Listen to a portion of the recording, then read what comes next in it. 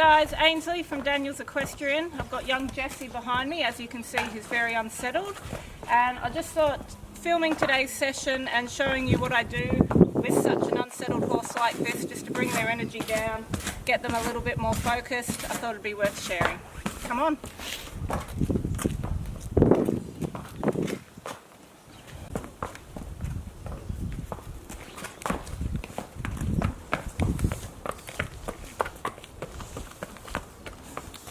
So one of the big things that a lot of people can get wrong is that a horse will be standing over there like this and they say, I'll just bring them into the round yard and I'll let them get rid of some excess energy.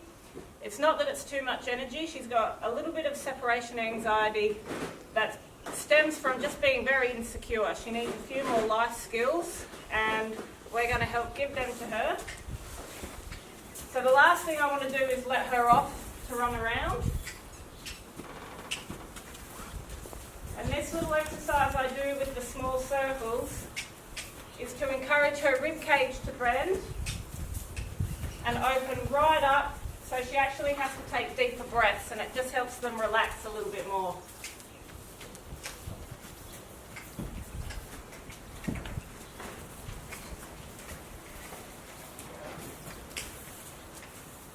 And it's really important there, you'll notice I didn't move out of her way. It's really important that you make the horse move out of your way.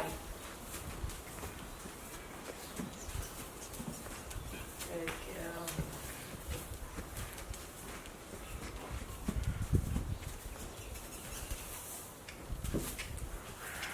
Good girl.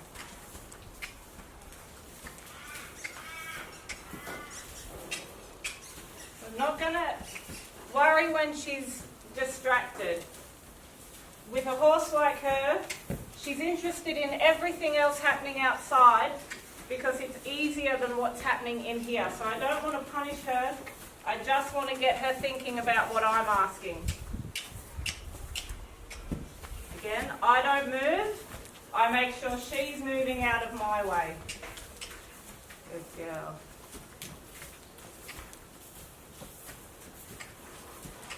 Why don't you move?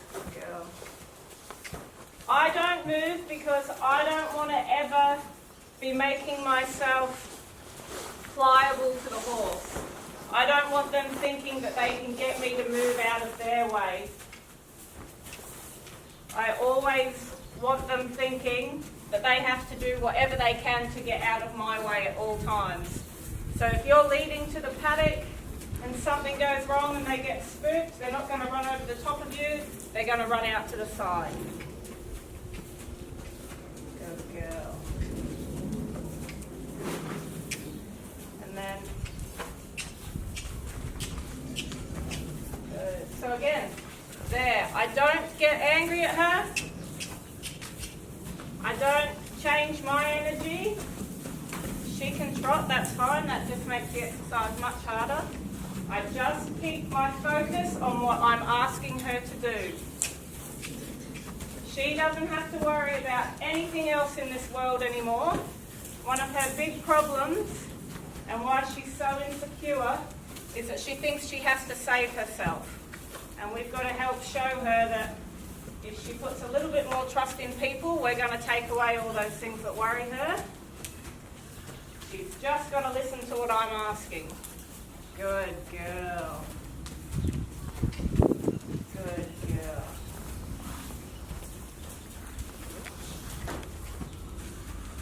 So this is pretty much the end of Jessie's first week here, and obviously we do have a view to getting on her soon. She hasn't been ridden for about a year, and so everything I do here is going to shape, or it's going to look the same under saddle. So when I get on, I'm not going to really expect her to walk straight out in a straight line.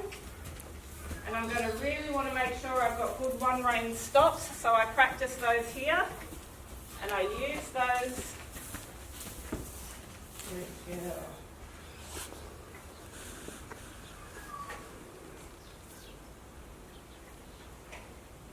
Good girl. And I use those one-rein stops here on the ground, because I want to keep everything the same when I get on. I'm giving her the tools now to survive, and then we're going to use those tools to help her learn. Good girl.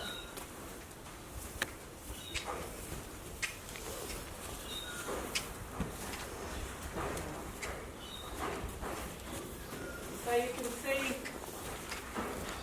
by not letting her, if I were to just let her come into the round yard and run, her adrenaline's just going to get higher.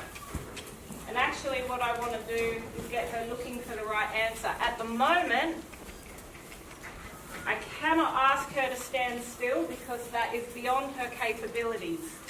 What I'm trying to get her to do at the moment is just use her body in a way that forces her to relax. And the biomechanics of the horse means that walking around with her ribs open like this and her head down, it makes her body feel really nice. Yeah. And same again this side. I want to use that one rein stop that I'm going to use on the saddle. Good girl. Good girl. And you can see even here, even though she's starting to relax and come down, she's still very worried about what's happening outside. And that is just because to her, it's not that she's scared of those things, it is purely that those things out there are a very easy distraction for her compared to what I'm asking her here.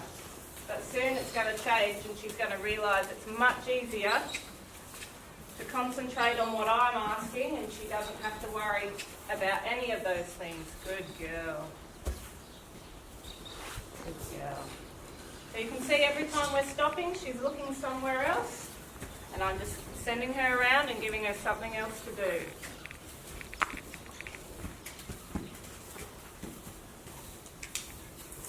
Good girl.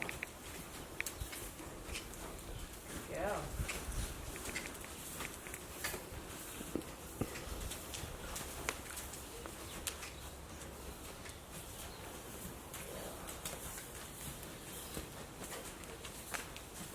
Rein stop.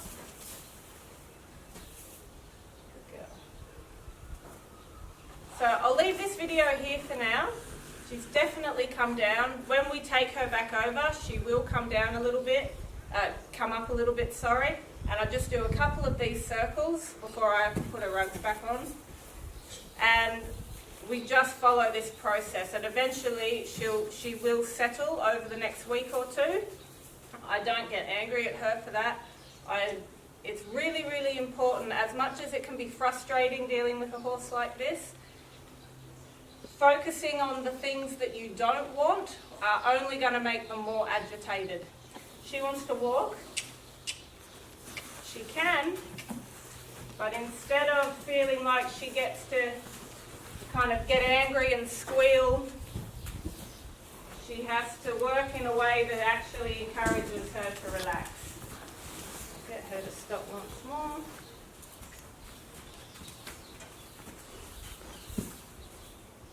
Good girl. Good girl. There we go.